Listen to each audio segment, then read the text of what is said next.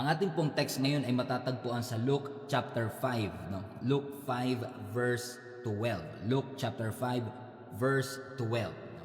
Ang sabi po ng scripture, while Jesus was in one of the towns, a man came along who was covered with leprosy. Bear that in mind. Covered with leprosy. And when he saw Jesus, he fell with his face to the ground and begged him, Lord, if you are willing, you can make me clean. Isa po ito siguro sa pinaka-famous na passage sa scripture kung saan ang isang leper o ang taong may ketongin back in the day ay pinagaling ng ating Panginoong Hesus. Pero mapapansin niyo po dito sa text natin na habang si Jesus daw po ay nasa isang town, no, may isang lalaki na covered with leprosy ang lumapit sa ating Panginoong Hesus. And I pray in Jesus' name, na mailagay po natin ang ating mga sarili, sa kwentong ito para makita ho natin kung gaano talaga tayo kamahal ng ating Panginoon at ano ang kanyang ginawa para tayo lahat ay abutin. Lahat ba kayo nakaranas na nung kayo ay may bagong sapatos? Pag bagong-bago yung sapatos mo at lalo na kung puti pa yung sapatos na yan, halos ayaw mong iapak sa kalsada. Alam mo, isa yun sa ang hirap lalo ngayon tagulan, na kapag may puti kang sapatos, at lumabas ka at saktong umuulan, talagang hindi po pwedeng hindi marumihan yung sapatos mo na yan. Lalong-lalo na siguro kapag yung sapatos mo ay bago talaga. Na although ang sapatos naman talaga ay nilikha para ipang-apak sa kalsada, pero dahil puti ang sapatos mo, bago ang sapatos mo, talagang nagdadalawang isip ka kung pwede lang walang alikabok, walang putik o tuyot na tuyot ang kalsada kasi nga gusto mo mapanatili yung kanyang kalinisan. At tayong mga Pilipino, likas sa atin ang pagiging hospitable, yung level ng ating hospitality talagang hindi naman matatawaran kahit ikumpara mo pa sa buong mundo. Pero para sa akin, isa sa pinakamatinding form ng hospitality natin mga Pilipino ay kapag inaalaw natin yung ating bisita na pumasok sa ating bahay kahit nakasuot yung kanyang sapatos. Sasabihin natin, sige, pasok mo na yan. Kahit madumi, okay lang. Kumbaga, willing kang maglinis after. Wag lang siyang mahirapang maghubad ng kanyang sapatos. Yung sapatos na inapak sa labas, marumi, ipapasok mo sa iyong malinis na bahay. For me, that's some level up hospitality right there. Alam niyo mga kapatid, speaking of pagiging marumi at pagiging malinis, ito siguro yung magandang analogy, para ho sa kwentong ating pinag-aaralan. Kasi ang sabi ng Bible, may isang lalaki daw po na covered with leprosy ang lumapit sa ating Panginoong Hesus. Now, hindi na natin naabutan ito sapagkat ngayon may cure na to. Ito ay skin disease, pero ang alam natin ang leprosy is devastating. Bakit siya devastating? Kasi leprosy means isolation. Ang sabi ng guidelines at ng scripture, ang isang taong may ketong ay hindi pwedeng lumapit sa kahit sinong tao with at least 6 feet. At dito sa text na binabasa natin sa Luke chapter 5, ang sabi ng Bible, habang si Jesus ay nasa isang town o nasa isang syudad, nilapitan siya ng isang lalaki na covered with leprosy. Now you have to take note and understand, ang nagsulat ng Luke chapter 5 ay si Luke mismo at si Luke ay isang doktor. He was a physician. So kapag dinescribe ni Luke na physician at doktor, na ang itong taong ito ay covered with leprosy, he knows what he is talking about. Hindi to basta ketong lang. At alam naman natin, bagamat hindi na natin naabutan, base sa mga previous na studies natin, alam natin na napakatindi ho talaga ng epekto ng leprosy. Hindi lang sa physical, kundi sa emotional and spiritual aspect ng isang tao. Isa-isahin natin. Ano ang epekto ng leprosy o ketong sa physical na buhay ng isang tao? Alam niyo, ang sabi ng science, ang leprosy, ang primary ina-attack niyan ay yung ating nervous system. And in the long run, pwede nitong maapektuhan even yung ating mga nerves. At kapag naapektuhan nito ang ating mga nerves, may posibilidad na mawalan ka ng abilidad na makaramdam. Ibig sabihin, yung infected part ng iyong katawan, kapag ikaw ay may leprosy, ay nagiging numbed at nawawalan ka ng sensitivity. You lose all sensitivity in that area. In fact, mga kapatid, may mga historian pa nga nagsasabi na itong ketong na ito ay pwedeng makapag-deform ng iyong katawan and you will be in constant pain. Just look at the physical effect of that leper o ng leprosy na ito sa buhay ng isang tao. Physically speaking, bagsak talaga ang katawan mo kasi mawawalan ka ng pakiramdam. May mga illustration nga na sinasabi rito na kahit daw ang isang tao talaga ay ang isang may leper ay masunog yung kanyang kamay, hindi niya minsan nararamdaman because he lose all the sensitivity of his skin. So nawalan ka na ng identity kasi yung mukha mo is covered also with leprosy, pero pati yung iyong sensitivity at pakiramdam, yung ability mo to feel ay nawawala na rin. At kung gaano ka-devastating ang physical effect nito, equally devastating din naman ang effect nito emotionally. Bakit? Kasi ang mga lepers, they are, especially back then, they were expected to wear torn clothing. Kailangan sira-sira ang kanilang damit. Talaga may fashion requirements sa kanila. Pero beyond that, alam ko kasi sa iba, devastating na agad yun. Pinagsuot ka ng hindi mo type o pinagsuot ka ng punet whatsoever. Pero emotionally speaking, they have to live and quarantined outside the town and outside the city. Hindi sila nakakalapit sa kanilang pamilya, hindi sila nakakapagtrabaho, hindi sila nakakapag-provide. In essence, outcast ang mga may ketong. Outcast ang mga taong may leprosy. They were not allowed to talk with their friends. They were not allowed to talk with their family. Hindi nila sila nakakausap. They were unwelcomed, despised, forsaken, forgotten, condemned, and even ignored. Just imagine the amount of devastation emotionally na nararamdaman ito. So physically devastating, equally devastating emotionally, and also spiritually devastating. Bakit? May condemnation for those who have leprosy. Ang katwiran kasi, especially back in the day, kapag ikaw ay may ketong, ay posibleng merong kang naging kasalanan. Okay, in the past, o posibleng yung generation mo ay mayroong naging kasalanan, kaya mo deserve na magkaroon ng ganitong klaseng sakit. Pero pag pinagsama-sama mo yung physical, emotional, and spiritual effect, ang isa sa pinaka-nakakalugmok pa at nakakapangguhong mundo na malaman mong ang leprosy, especially back in the day, ay walang cure. At dahil wala itong cure, you will experience a lifetime of isolation, you will experience a lifetime, possibly lifetime of loneliness, lifetime of suffering, and lifetime of condemnation. No wonder, nung narinig ng taong ito na si Jesus ay papunta sa kanyang town, hindi siya nag-hesitate. He immediately came to Jesus. Amen? At ang sabi niya kay Jesus, Lord, if you are willing, you can make me clean. Everybody put that in the chat. Lord, if you are willing, make me clean. Ano ang sinasabi ng tao rito? Ano ang sinasabi ng taong may ketong dito? Siguro narinig niya ang mga miracles na ginawa ng ating Panginoon. Siguro narinig niya na si Jesus ay nagpakain ng 15,000 people. Siguro narinig niya that Jesus turned water into wine. Siguro narinig niya na yung mga bulag ay nakakita sa pamamagitan ng kapangyarihan ng ating Panginoon. Kaya nung narinig niya ang ating Panginoong Jesus na papunta sa kanyang town, hindi siya nag-hesitate to come because he knew that God is able. Walang duda, alam niyang kaya ng ating Panginoon. Pero sa kanyang phrasing at sa kanyang questioning, hindi niya kino-question yung kapasidad ng Diyos na magpagaling. Hindi niya sinabing, Lord, can you heal me? Hindi niya sinabing, can you heal me? Ang sabi niya, Lord, if you are willing. In essence, sinasabi niya, I know, yes, God is able. I know Jesus is able. I've seen it in the past. Nakita ko to sa nakaraan. Ginawa na ng Panginoon. He is able, yes. But the question is this, is He ready? Is He willing? Kasi sabi niya, Lord, if you are willing, you can make me clean. There's a sense of desperation. Lord, I want to be fixed. Gusto ko maayos. I want to fix me, Lord. Heal me, Lord. Bakit nararamdaman natin yung sense of desperation? Again, let me reiterate. Ang mga lepers, they were forced to live in leper colonies. Pinagsasama-sama sila, quarantined together outside the city. Hindi sila allowed na lumapit sa kanilang sariling towns and villages. Pero ang sabi ng scripture, nung narinig niya ang ating Panginoon, He don't mind. He didn't mind. He came to Jesus. He showed great faith. Ipinakita niya yung kanyang pananampalataya sa kapasidad ng Diyos na magpagaling. Sabi niya, Lord, if you are willing, you can make me clean. And I know somebody out there, is going through the same situation. You may be thinking that this could be a lifetime of suffering. This could be a lifetime of no change, lifetime of immaturity. Wala nang mangyayari sa aking buhay. Kahit anong ginawa ko, wala na nag-iepekto. Wala na yata magbabago sa aking buhay.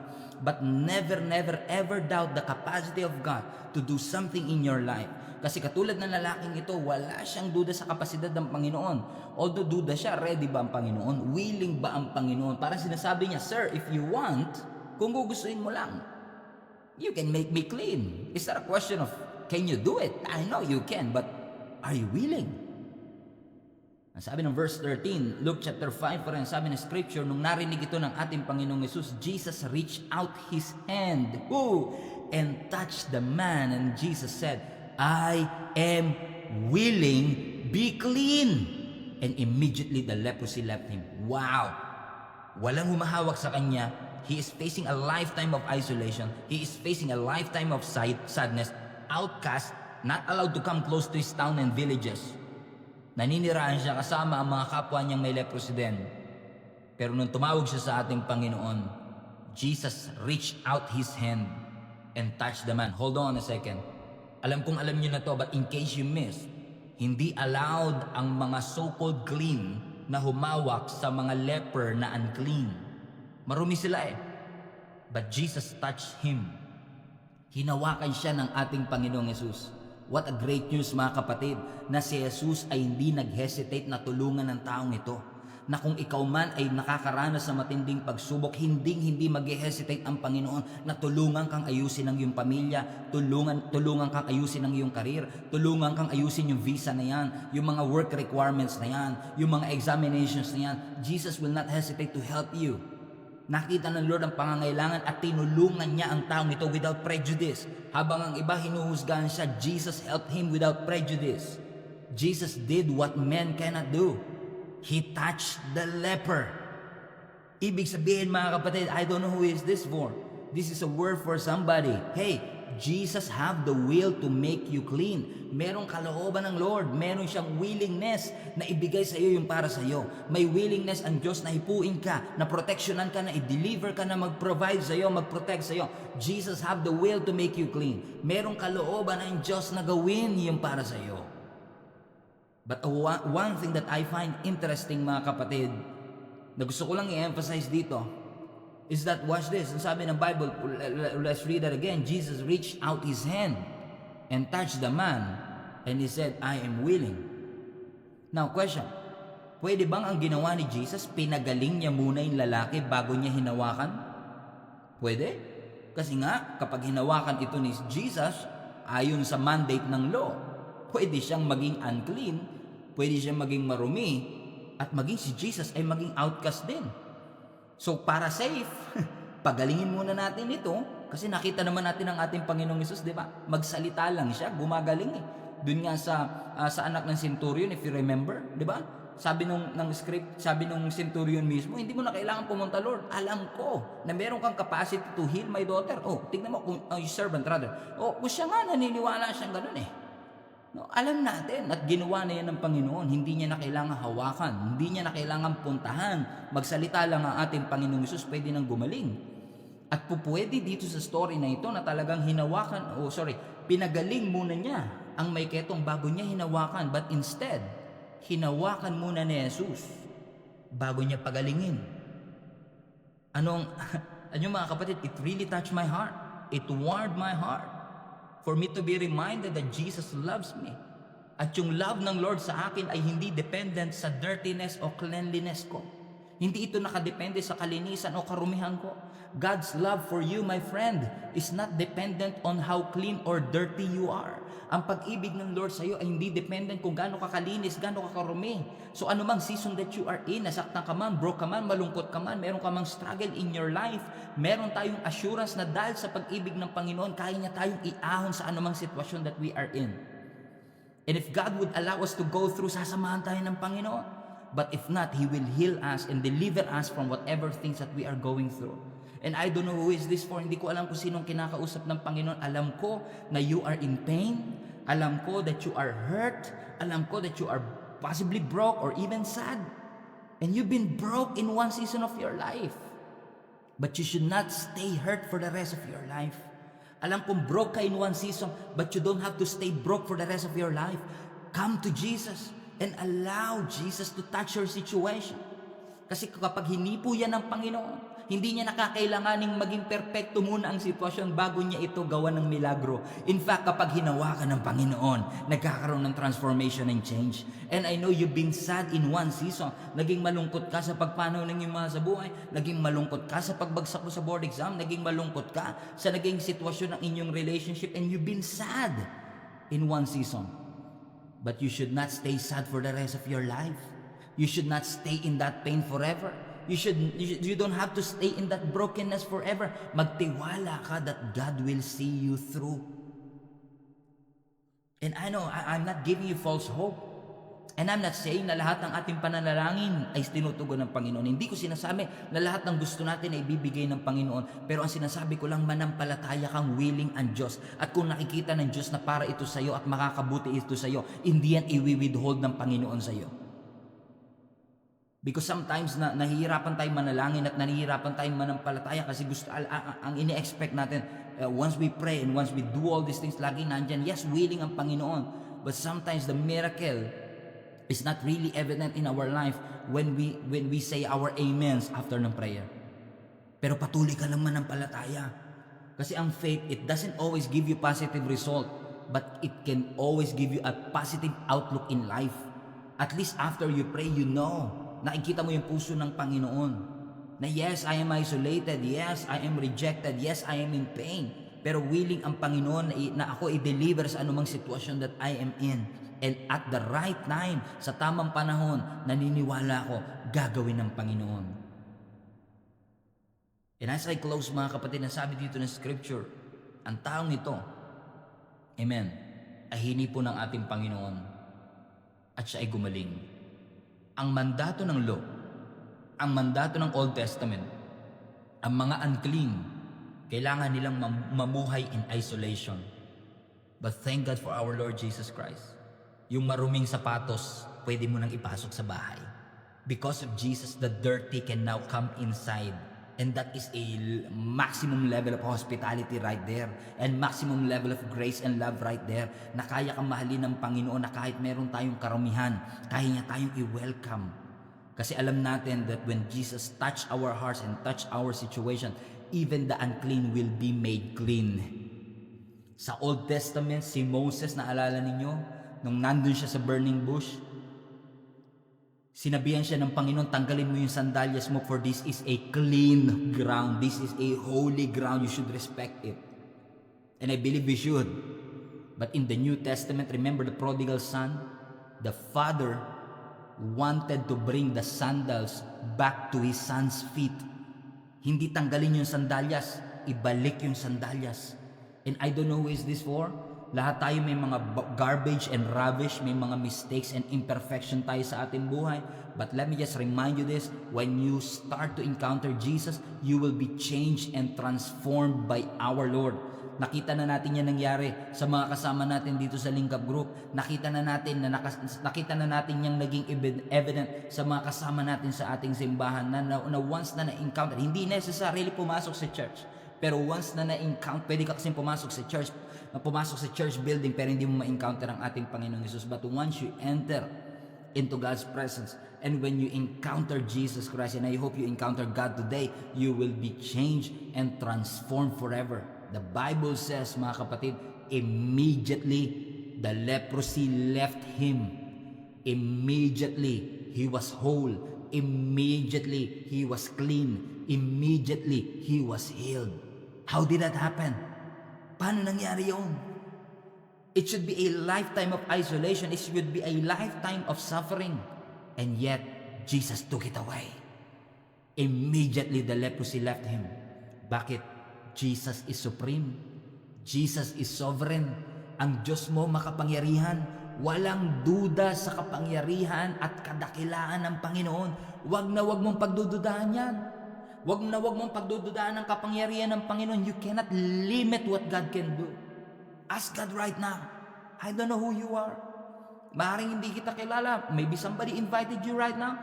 Pero hayaan mong lapitan mo ang Panginoon. At hilingin mo sa Kanyang hipuin niya ang problematic area ng iyong buhay.